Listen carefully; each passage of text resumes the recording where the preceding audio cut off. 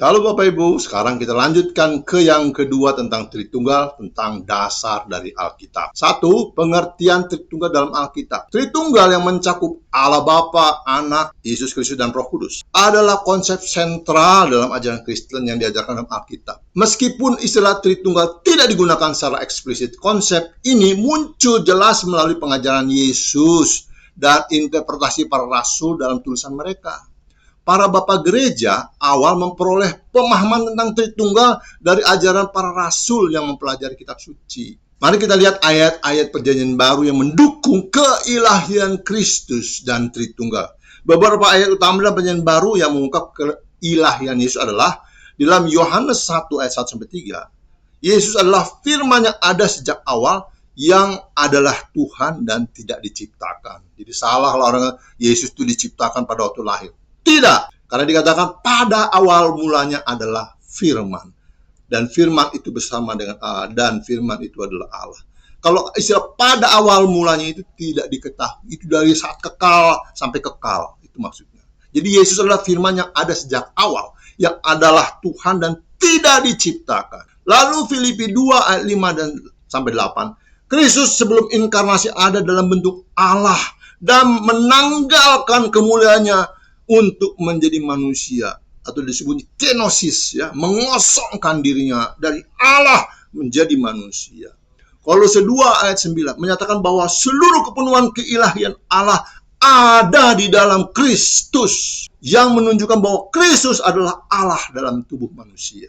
Ibrani 1 ayat 1-14, Kristus digambarkan sebagai gambaran hakikat Allah, lebih mulia dari malaikat, dan melihat Kristus adalah melihat Tuhan. Korelasi antara Perjanjian Lama dan Perjanjian Baru tentang keilahian Kristus.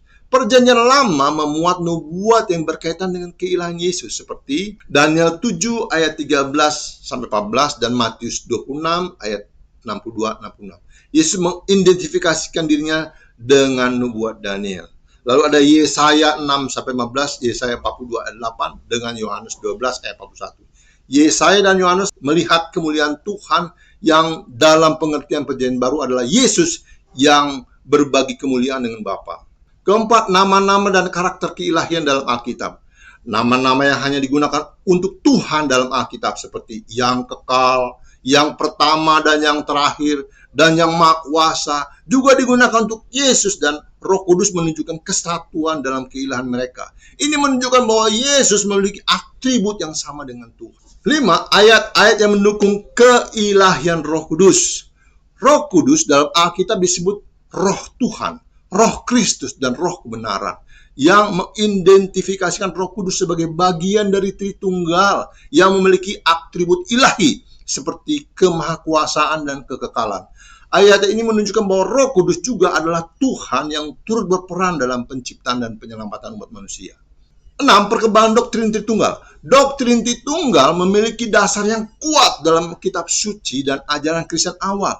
Perkembangannya melalui proses yang penuh pertimbangan dengan penekanan pada pemahaman yang jelas tentang kesatuan dan perbedaan pribadi dalam Tritunggal. 7. Pemahaman konsep Tritunggal. Kesatuan dan perbedaan dalam Tritunggal. Meskipun 3 pribadi dalam Tritunggal memiliki esensi yang sama, mereka berbeda dalam fungsi. Menggunakan Westminster Confession menggambarkan bahwa meskipun pribadi Tritunggal setara dalam esensi, mereka berbeda dalam fungsi dan peran. 8. Hukum non-kontradiksi dan Tritunggal.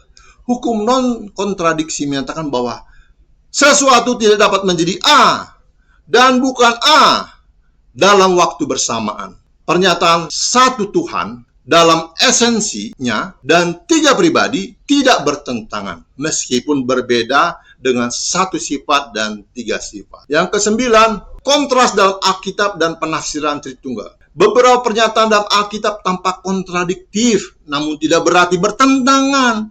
Pemahaman yang lebih mendalam dalam konteks Alkitab membantu menjelaskan perbedaan. 10 analogi untuk memahami Tritunggal. Berikut adalah beberapa analogi yang digunakan untuk menjelaskan Tritunggal. Ada yang menganalogikan dengan air, es, dan uap. Ketiganya adalah substansi yang sama, H2O, meskipun dalam bentuk yang berbeda. Ada gas, ada cair, ada benda padat, yaitu es. Lalu ada juga dimensi ruang. Meskipun ada dimensi yang berbeda, semuanya ada satu ruang yang utuh. C.S. Lewis dan dimensi lebih tinggi, analogi ini memberikan gambaran tentang bagaimana Tritunggal berfungsi dalam dimensi yang lebih tinggi, meskipun manusia memiliki keterbatasan dalam memahami. 11. Ketidakpahaman tentang Tritunggal sebagai tanda kebenaran. Meskipun Tritunggal sulit dipahami, hal ini tidak berarti salah. Tuhan yang tidak sepenuhnya dapat dipahami adalah hal yang wajar, karena jika kita dapat memahami sepenuhnya, kita mungkin akan menciptakan gambaran Tuhan sesuai dengan pemahaman kita sendiri. Ke-12, kesalahan dalam pemahaman Tritunggal. Beberapa kesalahan dalam memahami Tritunggal adalah modalisme.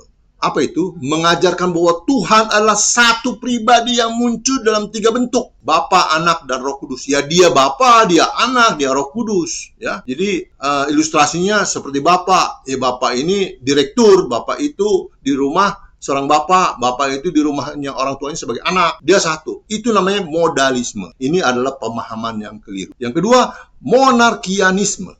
Mengajarkan bahwa hanya Bapa yang Tuhan dan Yesus hanya manusia biasa. Variannya termasuk Arianisme, adopsianisme yang menganggap Yesus diberi kekuatan ilahi setelah membuktikan dirinya. 13. Pentingnya mempercayai Tritunggal. Ajaran Tritunggal penting dalam kekristenan karena menyangkut pemahaman yang akurat tentang Tuhan dan keselamatan. Keyakinan terhadap Tritunggal adalah pondasi penting dalam ajaran iman Kristen yang diterima oleh gereja awal meskipun banyak penganiayaan dan penderitaan yang mereka alami. Salam.